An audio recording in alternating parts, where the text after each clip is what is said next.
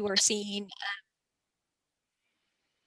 Welcome everybody, and I'm hoping that you are seeing my screen here. My name is Krista Brown, and I am the APS Leaders Institute Program Coordinator with the APS Workforce Innovations at the Academy for Professional Excellence. And I want to say good morning and welcome you to our first APS Leaders Institute workshop of 2021, Emerging Practices, Oregon's Adult Foster Care System.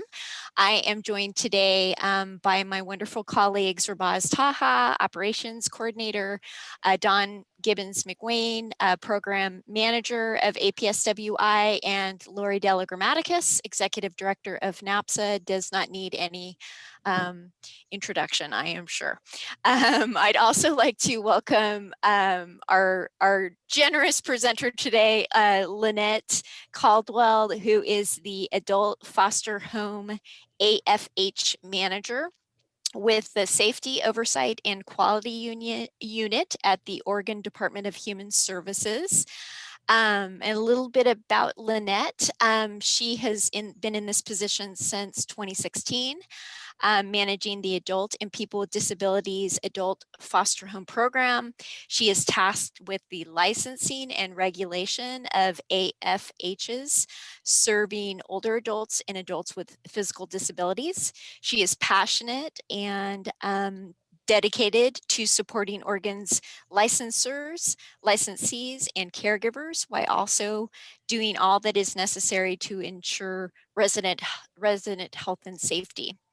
With a master's degree in management and leadership, Lynette aims to lead the program in a manner that is inclusive and reflective of the varying needs of the adult foster home community across Oregon. We're really, really happy to have Lynette with us today for the entirety of our workshop. And before I hand it on over to her for the good stuff, I have a little bit of housekeeping to do. We are recording the presentation portion this morning.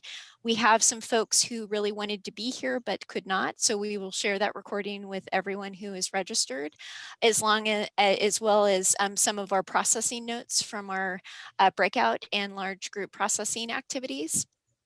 If you have not done so already, please take the time to introduce yourself, your name, your title, your county. And if there is anything in particular that you hope to take away from this workshop today, please do let us know. It's always helpful. All right. And then a little bit about APSWI and the Academy. The APS Leaders Institute is a program of APSWI, APS Workforce Innovations at the Academy for Professional Excellence. APSWI focuses on adult service workforce development for APS professionals and partners, and the Academy as a whole provides workforce development and learning experiences to health and human service professionals. And there are a few of the programs that are here at the Academy on the right. Okay, hold on one second. There we go. And Zoom. By now, we're all very familiar with Zoom, but just in case we're not, we are in a virtual training space, obviously, today, and we ask that if you are able, please turn on your camera. It's really great to see you and possibly your cat or dog. And if possible, also make sure that when you're not speaking, your mic is muted so that we avoid that background noise. Just a few basic features of Zoom: muting and unmuting, starting your camera and stopping your camera here with the video icon. You can go ahead and change your name and see others who are part of the workshop in the participants if you have that open. And most importantly, please have your chat box open.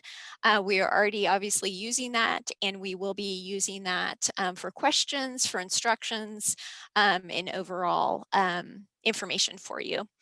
And also in the reactions or emoticons, if you have updated your Zoom, there's some hand raising and different engagement activities. So please feel free to use those as well. If you need assistance, please feel free to private chat our tech support, Rabaz, or myself. And if you need to step away, you can always just tell us BRB, be right back, and come back when you can. So today, we will be together from 9 to 11, and we encourage you to stay for the entire training. Participant materials were sent to you prior. They are the slides and slide deck. I will note that the evaluation link in your participant materials is incorrect, and we will give you the correct link at the end, and also send it via email. We will hear first from Lynette about Oregon's adult foster home program and take your questions. Feel free to be typing questions in as Lynette is presenting, and we will make sure to have time at the end of her presentation to take more questions before we go into our breakout groups. We're going to be doing some small breakout groups on topics and working together in those small groups, and then we'll come back and do some large group processing and discuss next steps. And then, of course, at the end, we will leave time for some feedback from you and time for the evaluation for the post-test and the end-of-day survey. As always, your participation in our evaluation activities, pre-tests and post-tests and everything else is really appreciated. It is part of the ACL grant. And I think before we get started, let's just go ahead and launch a really quick poll. We just want to take the temperature of how many of you are familiar with the concept of adult foster homes, and go ahead and choose the statement that fits best for you. And the horse race begins. Okay, looks like okay.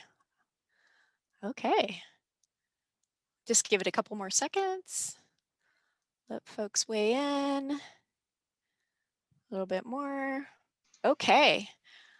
I think we could go ahead and end the polling, and it looks like the majority of folks are unfamiliar, and about 65% of those who voted, and somewhat familiar, 35. So, okay, well, that is good to know. And at this point, I'm going to go ahead and hand it over to Lynette and start her presentation. All right. Well, good morning and thank you. And I appreciate your having me here and having this opportunity to speak with you and share information about our program here in Oregon. So the foster home program in Oregon started in the early 1980s, and Dick Ladd is actually as the founder of adult foster care in our area. And he was tasked with trying to find alternatives to care, to institutional care, right?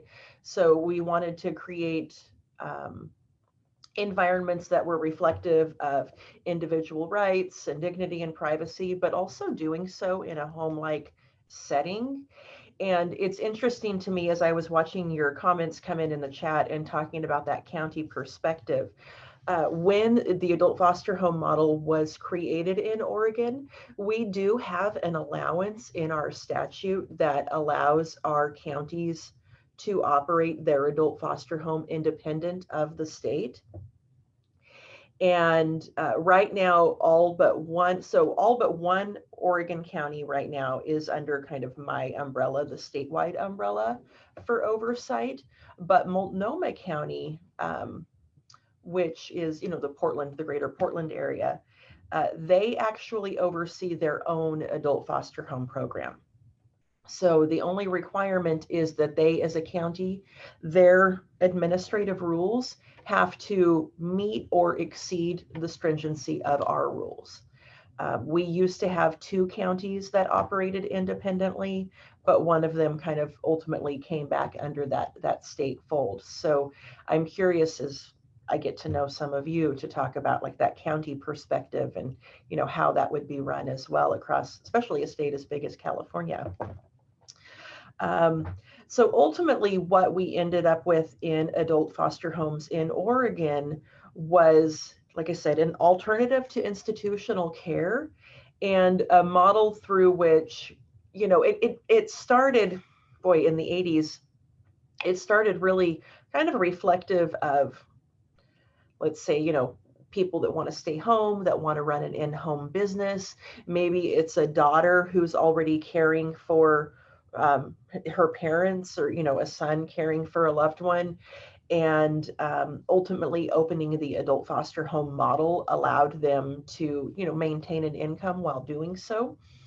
The biggest change that we've seen over the last 40 years is the acuity of the residents, being cared for in adult foster homes. Our adult foster homes now care for individuals with incredibly complex care needs. And it's a real challenge from what it used to be. And for those that have been in this business for a long time, it's they've seen a lot of changes over the years. Can we change the slide? So an adult foster home in Oregon is a home-like community-based care setting. We allow for 5 beds or fewer, no more than that. Although the exception to that is we do allow for room and board residents. So an individual could operate an adult foster home and care for 5 residents, and then also have room and board individuals. Now, the difference with the room and board is that they cannot receive any assistance with their activities of daily living, their ADLs, or medication assistance of any kind. They basically need to be independent individuals, and the licensee can likely help with, laundry and meals, but not any sort of interventions like with their health and wellness. We have 3 classification levels. So, and they're broken down by the activities of daily living. So a level 1 adult foster home licensee can admit residents requiring assistance in no more than 4 activities of daily living. A level 2 may admit residents requiring assistance in all ADLs, but they can have full assistance in only 3.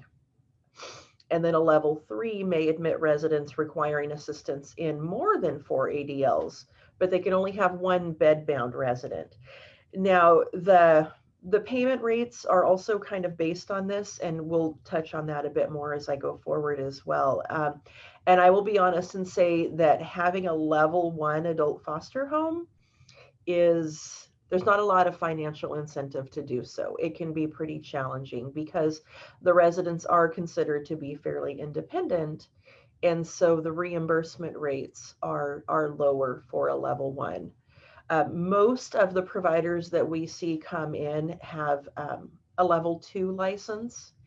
And part of the requirement for that is that they also have some caregiving in their background and some familiarity, with how to care with individuals with complex care needs.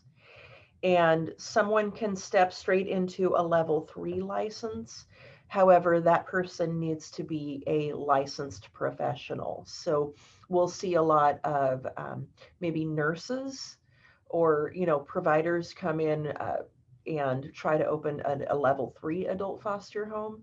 And, that is where there can be not only more complex care needs, but also the reimbursements are higher. So for our providers, it's a little more sustainable. Okay. So we have 3 license types for adult foster homes here in Oregon. Now, I manage the program under aging and people with disabilities. So we provide care for older adults and adults with physical disabilities. The Health Systems Division is under the Oregon Health Authority, and they serve individuals with mental health diagnoses or drug addiction. And then we have the Office of Developmental Disability Services, which is also under the Oregon Department of Human Services with my program, and they serve individuals with intellectual and developmental disabilities. Now, the fact that we all run adult foster homes is really probably the only thing we have in common, because it's at that point that we all do things very differently. And I'll kind of touch on that, because as you look at county models or other agencies that would need to be involved in moving something forward like this, I think it's interesting to see how each agency handles it a little differently. So specifically with APD, with my program, we actually have our licensors and our licensing staff working at the county level, working at the district level with providers. And so that way they're, we're not working centralized. They're able to interact with their providers more regularly. They do their in-person visits. Licensing renewals are annual, and they require an in-person visit in order for that to take place. So it makes the most sense to have the licensees right there with the adult foster homes. We within APD also don't have any other kind of like living environments within our program. Adult foster homes is strictly what we do.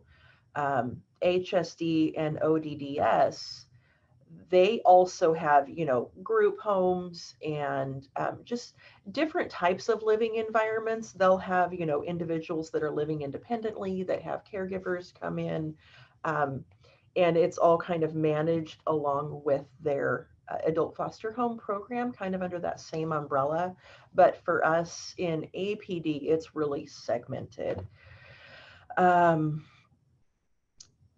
We do allow for like cross care, I don't know what to call it, but we allow APD providers to provide care for residents from ODDS or HSD. So you can care for residents that are receiving services paid by the other provider type, even though your license is with a different program. Now, we have had some concerns with that, primarily because in Health Systems Division and the Office of Developmental and Disability Services, the reimbursement rates are higher. So there are times that someone will have like an APD license with my program, and yet they will care strictly for residents from ODDS. And we do try at that point, at the point that they're honoring a certain population of residents and individuals, we do, we ask them to license specifically with that program, because the rule requirements can be different as well. Otherwise, mixed populations are absolutely okay. And, it allows us some greater flexibility in placing individuals as well. Our adult foster home numbers, unfortunately, have been declining over the years. So, I think we were at a peak of probably 18 to 1900 adult foster homes several years back. And now we have under 1400, and that it's a real challenge. And so we continue to try to find ways to make this program interesting and appeal to a new generation of providers, because what they do in bringing people into their home is, there's a lot of vulnerability to it. I think that's the word I would use. Not only are you sharing your home with these individuals who you eventually get to know, but in the beginning, you're all kind of new to each other. But they're loved ones and they're visitors. And through the HCBS rules, the Home and Community-Based Services rules from the Center for Medicaid Services and Supports, they have as much right to your home as you do. So it can be a real challenge. It is, when you open your home as an adult foster home, you are effectively agreeing to share your residence equally with with other individuals, and that can be a vulnerable place to be. And so our providers that do this are it's a huge gift that they give, and it's a gift of themselves and their home and their their family life if they're have kids at home. So we definitely honor that what they're doing in opening their door to care for vulnerable Oregonians. Lynette, there is one question that might be a good clarifier before we go too much further, is the difference between a group home and a foster home? Yeah, so we don't have group homes in my setting, so I will admit I'm not horribly familiar with them. But my understanding with the group homes is that they're more of a I believe that they can allow for more than 5 individuals, so it'll be a somewhat larger setting. They will also have more of like a rotation of caregivers as opposed to like a licensee living within the home that's a primary caregiver. It'll be like a rotation of staff, so shift caregiving as opposed to a live-in like residential manager or licensee that lives there on site. So, and something that we recently changed in our APD adult foster home rules is the allowance on who can be a licensee. So it used to be that we only licensed an individual, right? So we call our adult foster homes by the person. So, I see Kimberly Pierce's name. So the foster home is licensed to Kimberly Pierce, and that's what we call it. We call it the Kimberly Pierce Adult Foster Home. She may call it, have a DBA that she uses, but we refer to it by the licensee name. Something that we have changed is, say, Kimberly is a partner with a few of you others on this call, and you all have like a larger kind of LLC umbrella under which you operate. And now we would license that LLC. That's not something that we used to do. We kind of call it a more corporate model. The idea being in wanting to grow our numbers and in wanting to expand the adult foster home program, we were honestly hoping to appeal to those that already own larger settings. Maybe they own a residential care facility or an assisted living or a nursing home, and that we were hoping that they could branch into a different level of care by having smaller care settings kind of on their portfolio as well.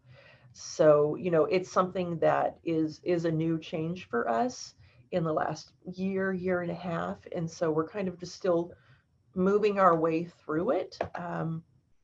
Because it's a strain from or a stray from what we're used to. And but I think there's some different appeal because it doesn't require that a licensee live within the home. So instead of opening the doors of your home, you could instead rent or purchase a home to operate as an adult foster home, and then run it with shift caregivers or other primary caregivers, maybe a residential manager, who see to the day-to-day operations of the adult foster home. Okay. And then just one more question and I'll change your slide. So does Oregon have board and care homes as well? So by board and care for us, I'm going to guess that's what you would call room and board. So yeah, we call that room and board. Yeah, we do. Okay. And that's actually also overseen by my program. And I will be honest and say that our room and board program is in need of some work. Our rules haven't been updated probably since they were initially written. They need some refinement. And we basically, okay.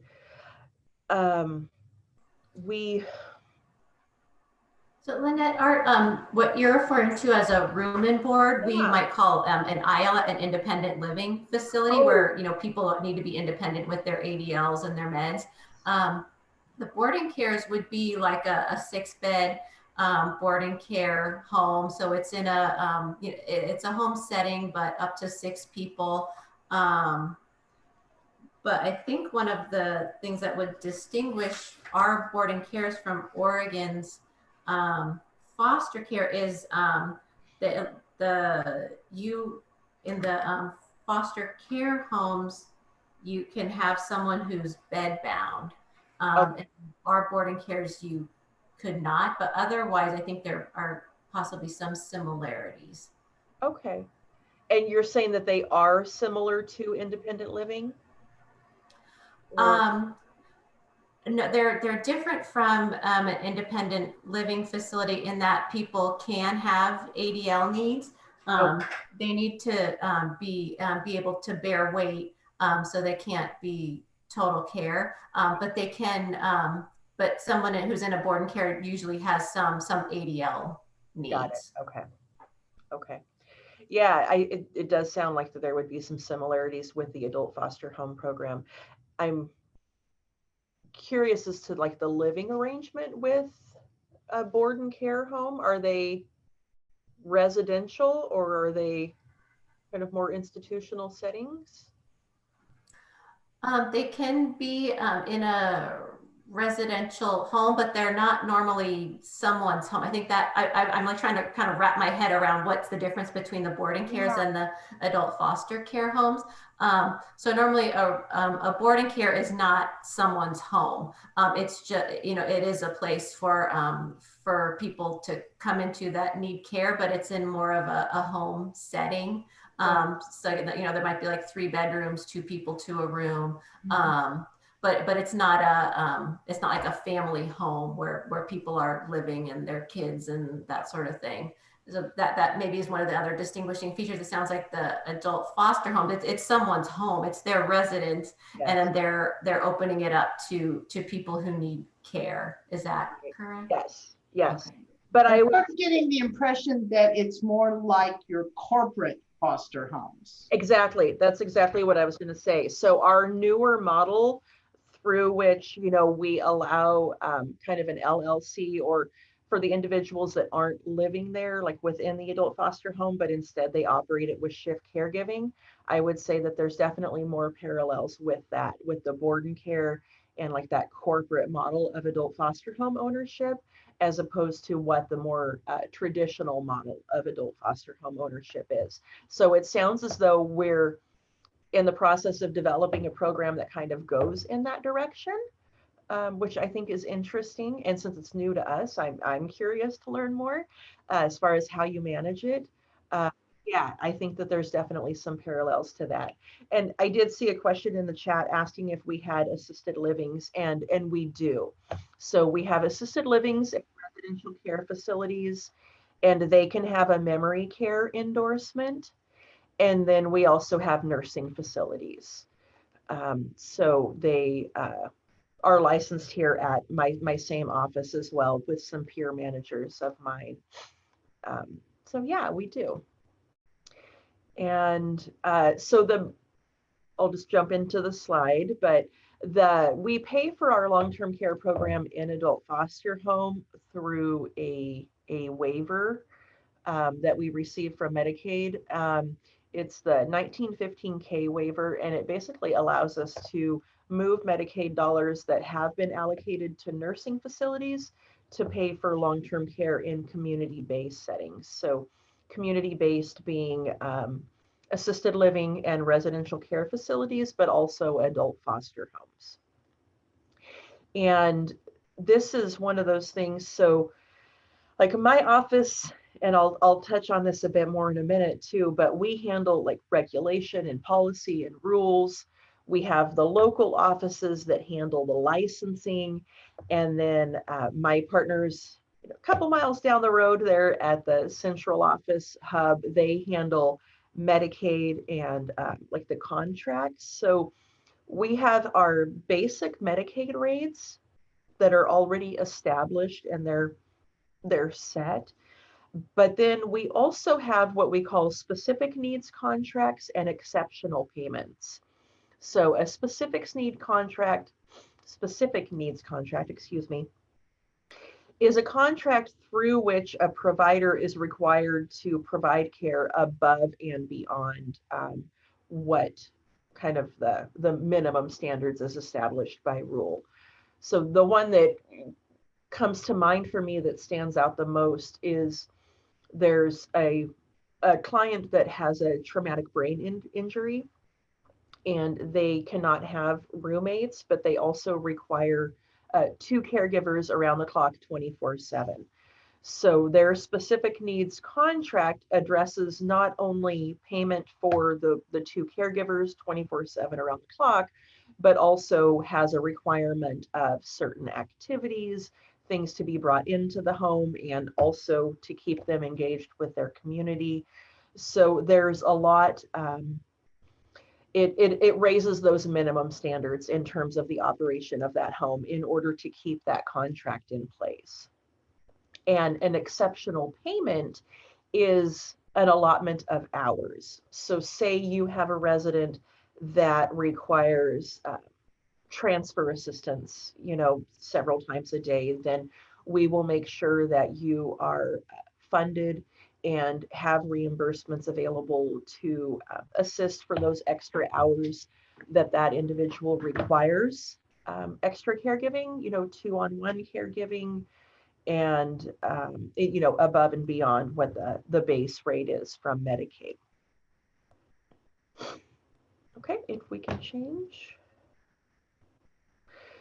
So rates were originally established on cost of care. However, now they are collectively bargained. So it's a bit of an unusual step from what I understand, but our adult foster home providers are represented by a local union here. And so we're actually in a bargaining window right now. And one of the things that we negotiate on annually is basically, we bring a fund of money to the table, to the bargaining table, and we discuss, who's going to get what percentage of a raise. And it can be challenging at times. We have 3 different programs that are each wanting their reimbursements, but they're all bargaining together. And as the APD manager, it can be challenging because, we still have the lowest reimbursement rates. And I would really love to see greater parity there, and to see our providers paid at an equal rate of our partners in ODDS and HSD. However, we do still have the lowest reimbursement rates. So hopefully one day we can tackle that. So the payments are based on the individual's needs. And when I talk about the payments, it's really specific to those that we're providing funds for. Many of our adult foster homes are private pay only. So they may not accept a Medicaid resident. And at that point, they can charge whatever they wish. So it's up to them, and it's just a private contract between them and the family as to what the rates are. But the Medicaid payments we pay based on assessed need. So if it's a Medicaid individual, we'll have a case manager that works in the local office that will be assigned to the individual receiving care, and they will do an assessment of their mobility and what sort of ADL assistance that they would require, and then we can determine payment rates from there. And then with case management, like if they see something far more complex, or if the individual does have greater care needs than kind of your typical, for lack of a better word, adult foster home resident, then we may bring in the contracts team or the exceptional payments team. So yeah. So Lynette, a question. So do you allow care of clients with dementia, with behavioral issues? And if so, is there a higher payment rate? So given what you just described, would you call in the exceptional payments team, or? Potentially, yeah. So we definitely do allow for dementia care, and we don't in adult foster home have a specific memory care endorsement like our other family providers do, you know, CB in the assisted living and RCF or nursing home world. We do have required dementia training before anyone can be a provider or a caregiver. This was actually through House Bill 3359 was an incredibly complex bill that went through the Oregon legislature in 2017. And it addressed quite a bit in terms of how regulation is to take place, but it also set minimum standards for education in dementia. So we have dementia requirements that all of our providers and caregivers have to receive in terms of the training, whether or not they're providing care for individuals that do have dementia. You know, because you know we're as people age in place as well, you know, that training is critical in helping to recognize the signs and to understand how to provide care to an individual with dementia. And we do also have, you know, complex behavioral needs. So depending on how complex it gets, you're absolutely right. You know, the contracts team may be called in to offer additional funds. You know, we also just have certain expectations of kind of what the minimum standards are, and it's ultimately the licensee's responsibility to ensure that each of their residents is kept safe. You know, so if you have a resident with wandering behaviors, you know, we want to know what your plan is. We want to know what you're doing to keep them safe. Do you have a door alarm? Do you redirect? Do you, you know, what are you doing to kind of not contain that person, because we can't do that, right? Like we're not gonna lock them in their room because we're concerned about them wandering. But instead, how do you allow them the freedom that they need as an individual while also balancing kind of that wandering risk? And it's not easy, you know, it's complicated, and our providers they're pretty phenomenal. You know, I'm really proud of the care that they give. And this program is one that, like I said, you know, our numbers have dropped, and I just really hope that we can kind of revitalize the program and what it means, because it's kind of it's a defining piece of Oregon's care for, you know, older adults here in our state. Great. And then a question, Medicaid residents, are they required to contribute a portion of SSI, SSA income? So Medicaid payments are considered payment in full. So there can be a room and board charge.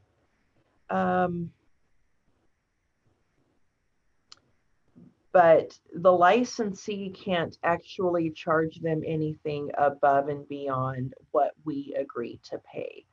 So, you know, when they bring in the individual, they're agreeing, you know, that they'll provide this care as assessed in the care assessment for this amount of dollars. And if they feel as though they can't meet that need, then we could work with case management, we could work with the contracts team, or ultimately maybe, you know, the individual would be better served by a different provider. Okay. And then Nicole, it sounds like you are making a comment and a question about, so if someone is Medicaid, they require an assessment like in-home support services. So basically assessing their care needs and all of that. And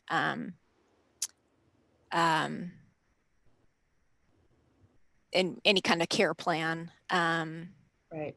Yeah. Okay. Yeah. And Nicole, did you want to unmic and add anything to that? Did I miss anything? No, doesn't sound like it. Okay.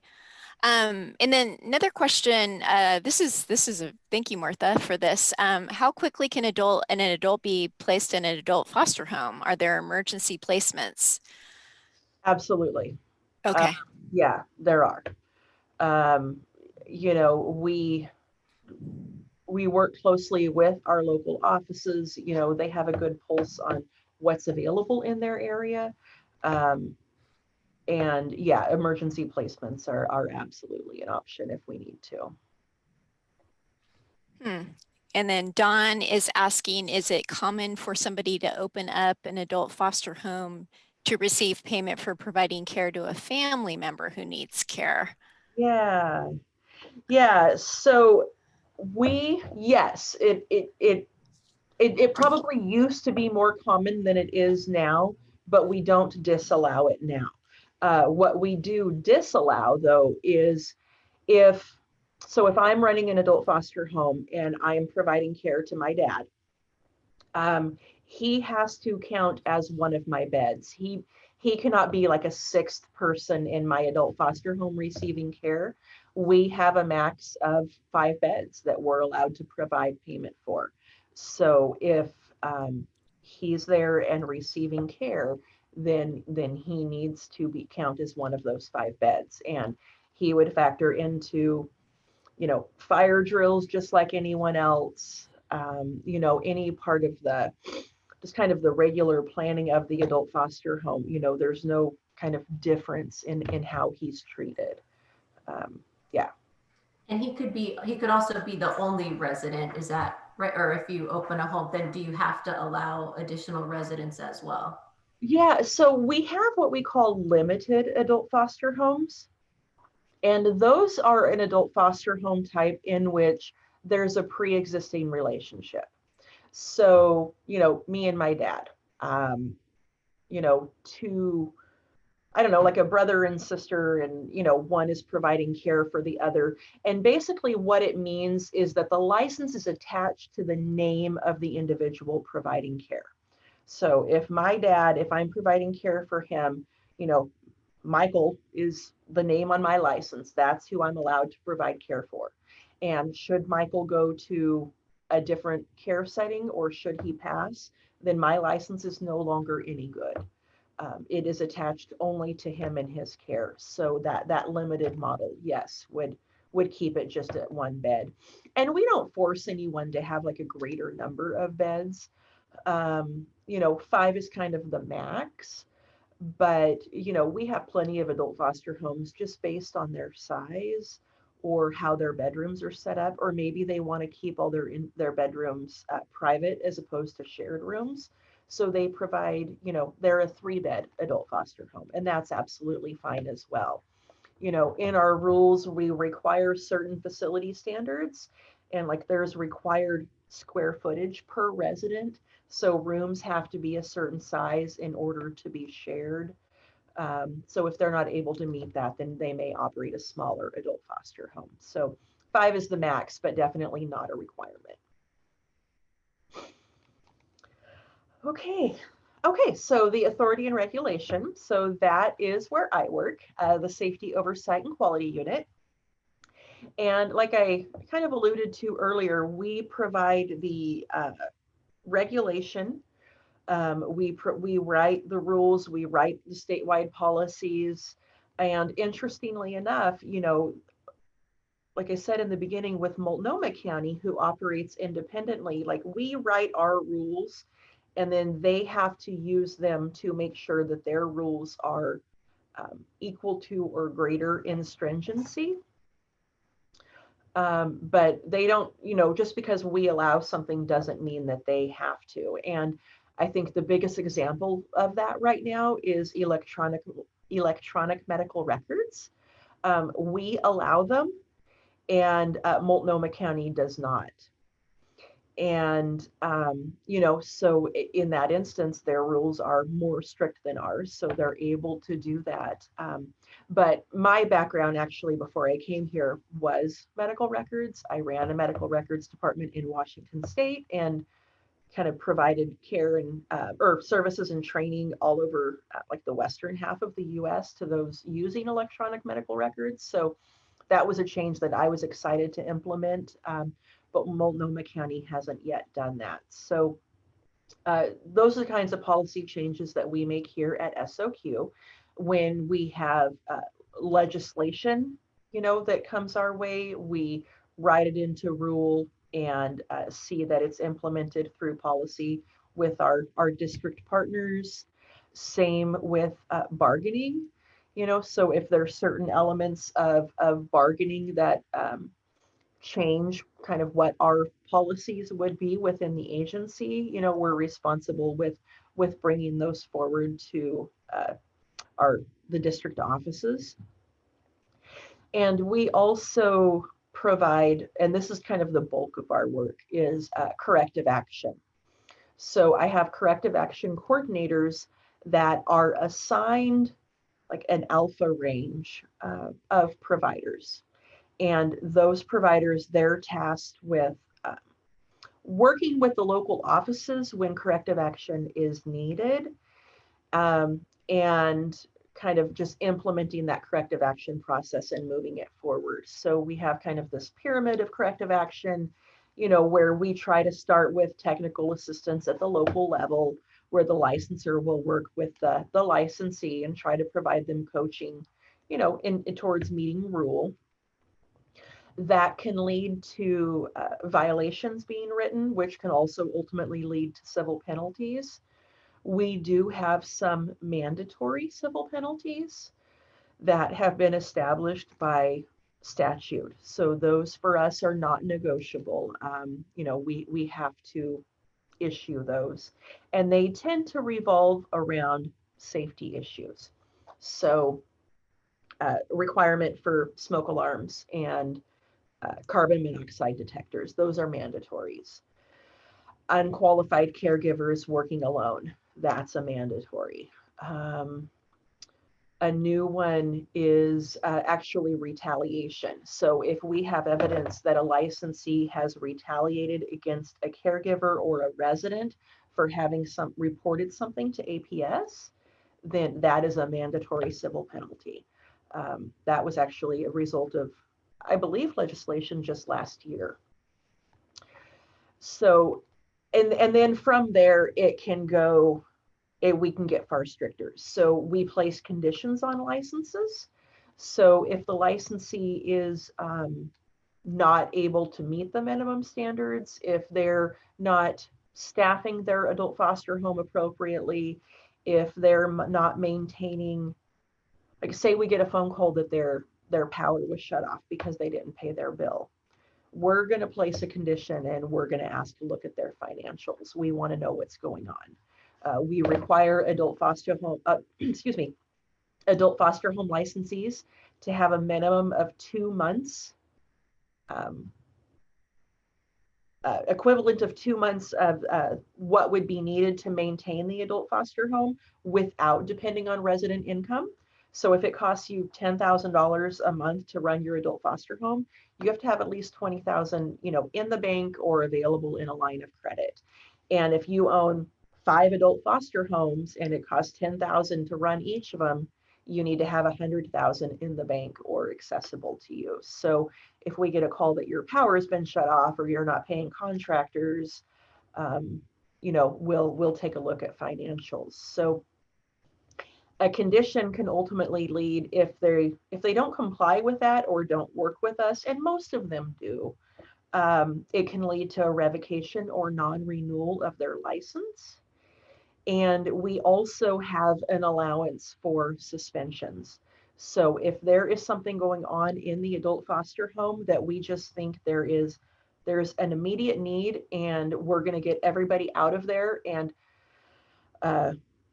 your license ends today, then that's something that we can do. So most of everything that we do as a regulatory action has due process. The difference with a suspension is that due process comes when the residents have been moved out. So you still have that window to kind of plead your case, but we won't do it with residents still in the home. And I will tell you, in the last year, we've only suspended 2 licenses, which is actually honestly a low number for us. I would say we normally do between 7 to 10 a year. And those are kind of the result of incredibly troubling APS, that we know that something has happened. And the two in the last year were both the result of COVID, and both licensees were positive. Their caregivers were, they failed to notify us as required. And then also they refused to work with local public health. And one of the providers in particular ran an adult foster home for ventilator assisted individuals. And he and his daughter both worked while positive. His resident on a vent, he refused to get tested. And so we moved her that day. You know, with her being on a vent, and it turns out she was positive. So we do have due process on that. I'm actually going to hearing here soon. And that's okay. You know, if we think it's a matter of resident safety, you know, we're not shy about suspensions if that's something we feel like we need to do, you know. So COVID has, I think for all of us, right, presented a rather interesting environment and caused us to do a lot of our work differently. And I think that for the most part, our adult foster home providers have really risen to the challenge. You know, overall, our COVID numbers in adult foster home have been fairly small as well. So we've been really lucky with that. Yeah, so that's all on that slide. How much more time, am I okay on time? Yeah, you are okay on time. How about 10 more minutes and Perfect. then we'll, okay. Okay, thank you. Sure. So when it comes to the investigations that come our way, licensing, APS, and complaint investigations are again handled at the local offices. And but we all work together to ensure safety while the investigation takes place. So if there's a particularly concerning APS, you know, APS will generally notify us even before they begin their investigation. And we may place a condition on the home while APS conducts their investigation, but often we won't say anything about, we're kind of vague about it, right? So we say we're placing this condition because of an APS investigation. Like, we don't want to give hints as to why APS is investigating, right? We can't say APS is looking at so-and-so's fall that resulted in a broken arm. We're just going to say right now APS is, you know, running an investigation. And while that takes place, we're going to place a condition. And our most common condition term is a restriction of admissions. That's just kind of us putting a stop on the adult foster home population and not allowing new admissions until APS has completed their investigation. We will also generally add training. So if the APS and the condition were the result of falls, we'll have the provider and their caregivers take training on fall prevention and how to care plan around falls and that sort of thing, so that hopefully we can prevent future instances. And completing those elements are a requirement for having the condition lifted. And if a provider were to, were to refuse to complete the training or refuse to kind of cooperate with those elements, that is when we would possibly look at revoking their license. We also have what we call the ROSE. So that's a report of a serious event. And what that is it's typically a concerning APS, something where law enforcement has been involved and or media involvement. And the ROSE is just basically kind of it's a super preliminary summary of what the concern is, so that the necessary parties are aware. You know, that way we're not working on, you know, some sort of a serious incident and trying to plan for care around it, and then our director gets asked about it and they know nothing about what's going on, right? Like, that ROSE just kind of lets them know. It lets those kind of key stakeholders in our agency know that we've got kind of a more serious situation going on in a certain county. And then, we all understand that they are preliminary and that things can change, but it's still just good kind of focused awareness. And again, we may place regulatory actions such as a condition, during that time or as the result of a ROSE, but more than likely we'll have some sort of a safety plan. So a recent one I can think of, just an elopement. Okay, well, you got tired of hearing your doorbell chime, so you disarmed it, and now your resident eloped in the snow and was cold and had to go to the hospital. So what's your safety plan to make sure that this doesn't happen again? What's your plan to ensure resident safety? So safety plans are kind of a big deal for us as a means of kind of correcting where the concern originated from to begin with. So that's something that we use quite often as well. Lynette, just a quick question. Are there substitute caregivers available if a home operator is positive for COVID? Are there backups? Yeah, so all of our foster home providers are required to have a backup provider agreement, which I'll admit is usually fine and usually works pretty well. And it's something that we've had to exercise, in case of like hospitalization or something short term.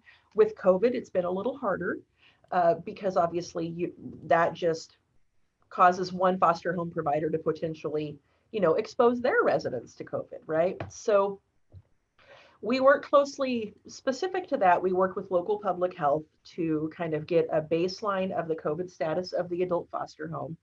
We would allow like someone that's positive but asymptomatic to provide care for individuals that are positive, but a positive person cannot provide care for a negative person. So they have to be able to provide dedicated caregiving. And in instances where the licensee has been sick, we have brought in substitute caregivers. We've worked with staffing agencies to try to bring people in. We've been pretty fortunate in, I think maybe we've only had 5 positive licensees. And oftentimes, they already have a resident manager in place that runs the adult foster home on their behalf. So they're able to just kind of, go recover while their resident manager sees to the day-to-day operation. So yeah, each situation is a little unique, but we try to find a tool through which we can support that provider, based on their needs, to make sure that they have the support that they need. Great. And then are the adult foster home licensing records open to the public and families? They are, yes. We do obviously redact, where we need to. No private information can be shared, and we even actually also have a website for APD adult foster homes where you could look them up and you could see kind of what their licensing history has been, and you can perform a public records request through that tool to get copies of licensing records. The other programs don't have a public website because their services are more diagnosis driven, ODDS serving people with intellectual and developmental disabilities, drug addictions and mental health. While ours is just, older adults, right? Like we're all getting older. I mean, that could mean, just kind of anything. It doesn't necessarily give a status of the health of the people in the home. It can mean a lot of things. So we do kind of treat our public records a little bit differently across the different program types for that reason. Great, thank you. Yeah. So the last slide here is changes I would like to see. And I put that asterisk there, just to kind of differentiate between me speaking as Lynette Caldwell, as opposed to, me speaking in my role as an agency manager, since we're supposed to be a little more neutral. But it doesn't mean that I don't have wishes for our program, because I most definitely do. The first would be to remove the word foster from our naming convention. It's a bit antiquated of a word, and in Washington State, they call their AFHs adult family homes, which I think is lovely. And in Multnomah County, who licenses independently from us, they call them ACHs. They call them adult care homes, which is also equally lovely. So I would love to see, foster removed from that. I would love to bump our renewals from annual to every 2 years. It is an awful lot of a focus on paperwork compliance, for nearly 1,400 providers. And I feel like if we could bump it out to every other year, it would allow us to increase the number of visits that we make, just because, right? Just to do wellness checks, to drop in, instead of just chasing the paperwork. Unfortunately, our RCFs and ALFs currently, they are renewed every 2 years, but there's legislation being presented right now to move them to annually. So I think if they get moved to annually, it'll probably never happen for me, and that's fine. A bed increase to 6 beds. Washington State actually recently went from 6 beds to 8 beds in their adult family homes. And I would love to see our foster home providers just get that extra bed. As I talked about the reimbursements and the lower rate of reimbursement, that 6 bed can be really impactful in making it sustainable. But it would obviously have to be where it can be accommodated by rule. As I mentioned, you have to have certain minimums with facility standards, a certain amount of square footage. You can't take someone that's been at your home for 10 years in a private room and say, you're now going to share a room with Timmy, like there has to be kind of honoring the residents through that. But I feel like we could build a system that would allow for that element of growth. Besides that, if we have 1,400 adult foster homes, and we could add an extra bed, that's 1,400 other beds that we get, right? So that's a huge way to increase our capacity for care without increasing our foster home numbers. And then I would like to see an increase in the number of adult foster home providers in our state. We have a real lack of ventilator services in our area. I think last I looked, we were down to 8 ventilator adult foster homes that provided vent services, and that's just simply not enough. So we often have to send our ventilator dependent residences up to Washington State, where they have a more robust program. And I would really like to expand our program so that we can keep Oregonians in Oregon and keep them here, where they can receive care with their family and their loved ones. Lynette, is that an automatic level 3 license then, if it's an event? It's actually even more complex than that. So okay. it is its own specific classification. And there are certain rule requirements they also have to meet. They have to have sprinklers installed. Yeah, so it's a more complex addition to their license. Yeah. Okay. So you could be a level 2, but have a vent classification addition then, or? Potentially. So the vent homes are actually, so we have the levels 1, 2, and 3, and then we have A, B, and C, kind of to distinguish the type of vent care that you're allowed to provide. Okay. With C being the most complex. So it just kind of depends from in there. And actually, one of our vent trainers, I just had a meeting with her a couple weeks ago, on this very topic. How do we grow this program? How do we help it to appeal to people? And she has some great ideas, and we're hoping to, to bring something forward to make change here in Oregon for that. Great. And then there is a question, are the other departments declining as well? Or is it just the adult AFD? It's mostly us. It's mostly you. Okay. It is. And again, I think it's the reimbursements. Okay. The other programs, their reimbursement rates are higher. and they've just been negotiated a far better rate. And so, there's just less appeal to becoming an APD provider right now, which we need to remedy. Right. Okay, well, we have time for a couple more questions. Nicole is asking, is there an age limit? What are the ages for adult foster homes? Oh, yeah. So to be considered an older adult, it's 65 and older, Okay. or it's any adult with a physical disability. So that is anyone over the age, of 18. So we can have, a fairly young population or a considerable mix of ages in one adult foster home. Okay. And is that common, or do they tend to kind of seg age-wise, like older adults and It's hard to say. younger folks? We have really a pretty good mix. Okay. Yeah, we really do. Yeah. And then also Whitney is asking, are AFHs used in more emergency short-term respite stay? Do APS programs have priority access to these beds? So this is more kind of in the realm of emergency placement, I think. Whitney, go ahead and unmic if I'm getting this wrong.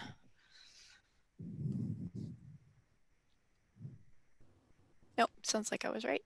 Okay. So it's a little, so when I was speaking to emergency placements, it was more on the line of, like quick hospital discharges and that kind of thing, and moving quickly to get someone placed somewhere. Mm-hmm. We have some models through which respite could be offered, or we could have shorter term bed stays for emergency needs, but they're likely to be less common in adult foster home, just because we, in terms of keeping it a financially, kind of consistent model of care, respite stays or short-term stays can be a bit more unpredictable. So, I think that when they're admitting residents, they're really hoping for the longer term stays where they can. Great. Okay, couple more questions and then we're going to go into our breakout groups. How often are the residents' needs reassessed, or what would cause a reassessment? What would cause a reassessment is like a reported change of condition. So say, a resident is noted as being independent with mobility, but they're starting to decline. They're starting to need assistance getting out of bed or using the facilities. So that would need to be reported to case management. Otherwise, I want to say it's every 6 months that case management does like a reassessment of what their care needs are. Okay. And those are for the Medicaid payment individuals. Okay.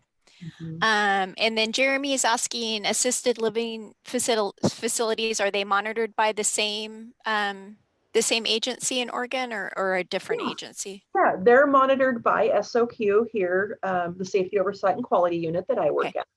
And the way that they operate a little differently is, all of my licensing staff is kind of across the state, and all of theirs for CBC, for RCF, ALF, and the nursing facilities, they're centralized here at this office in Salem, and then they travel across the state.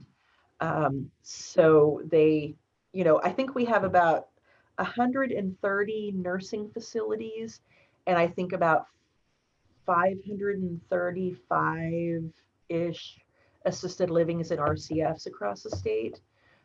So they, they're all, the licensing and regulation piece is all done here from SOQ, which is different from my branch of the kind of that care spectrum.